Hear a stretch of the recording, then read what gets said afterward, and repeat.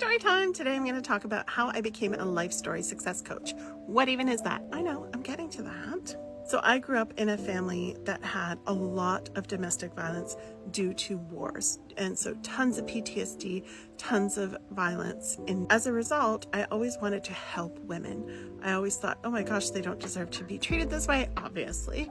And these are women I love. It was really traumatizing. That's why I've been through so much trauma therapy in my 48 years on the planet. And then when I was 15, I had something happen to me. I was assaulted by a high school football player. All of that to say the early history that by my late teens, I was helping women's centers and women's shelters by writing book reviews on great books that I was reading in my therapy because I was blessed enough to go to therapy starting very young because of all the trauma I went through. So I was doing book reviews and giving women very encouraging outlooks and positive sayings at the end. That's what I love to do. And I'm still doing that now.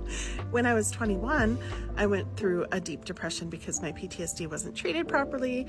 And so I went through a depression naturally.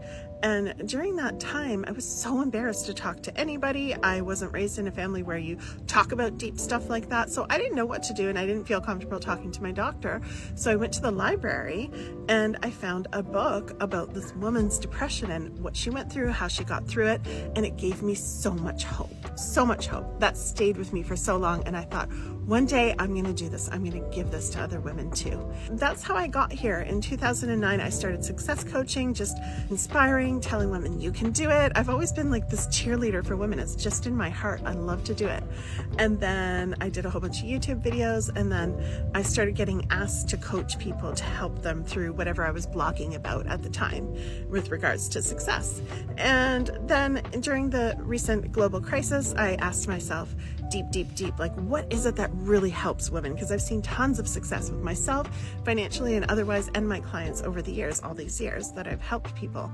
And I asked myself, what is it that really helped to create that success? And it's sharing your life story. So that's what I do.